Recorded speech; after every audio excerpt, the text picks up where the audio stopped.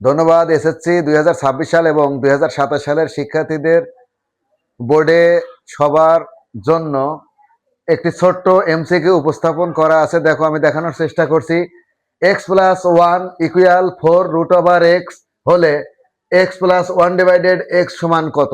একটু ক্রিটিক্যাল মনে হচ্ছে, কিন্তু তারপরে আমি ইনশাল্লাহ সহজ করে দিচ্ছি। দেখো, এই জায়গায় এখান থেকে মানটা প্রথমে বের করতে হবে। তাহলে আমি এটুকু যদি না রাখি, তাহলে কিন্তু আমার আর অঙ্কটা নতুন করে ওঠানো প্রয়োজন নেই। দেখো, উভয় পক্ষকে √x দ্বারা যদি ভাগ করি, তাহলে ডাইন পাশে √xটা থাকবে না, বা আমি লিখছি এভাবে x+1 ডিভাইডেড √x ইকুয়াল 4। অর্থাৎ √x দ্বারা উভয় পক্ষকে ভাগ করলে এই পক্ষটা কেটে যায়, 4 থেকে যায়। এটা একটা নিয়ম। আরেকটি নিয়ম হলো যে এই √xটা ডাইরেক্ট এখানে নিচে দিয়ে দিলাম, ওইখানে 4 থাকলো। যে যেভাবে বুঝে নাও, ইনশাল্লাহ সমস্যা নেই। এরপরে দেখো, আলাদাভাবে x divided √x plus 1 divided √x equal 4। এইবার দেখো, √x দ্বারা যদি আমরা কেটে দেই, তাহলে কিন্তু এটার ভিতরে দুইটা √x আছে, একটা কেটে দিলে আর একটা থাকে, অর্থাৎ এইরকম থাকে, এইরকম।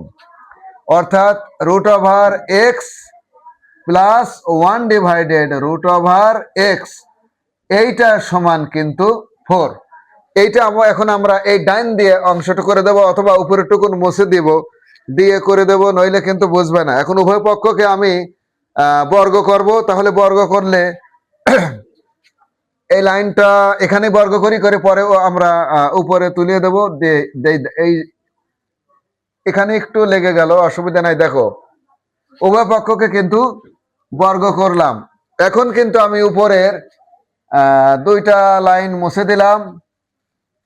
দেখো, এটা কিন্তু একটা সূত্রে পড়ছে, এটা এ, এটা বি, তাহলে a+b² আমরা একবারে লিখে দিলাম কি স্কয়ার, বা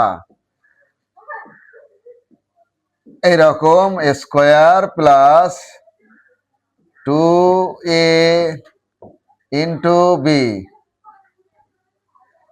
প্লাস b²,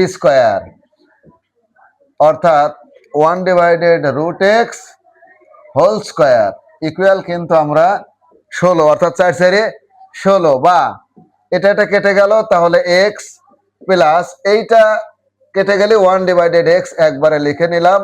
এটা কেটে গেলে কিন্তু +2 থাকে, +2 ইকুয়াল কিন্তু 16, বা এখন কিন্তু আমাদের অ্যান্সার হয়ে গেল x+1 ডিভাইডেড x ইকুয়াল 8। ওই পাশে গেলে কিন্তু বিয়োগ হয়ে যায়, তাহলে 16 থেকে 2 বাদ দিলে 14।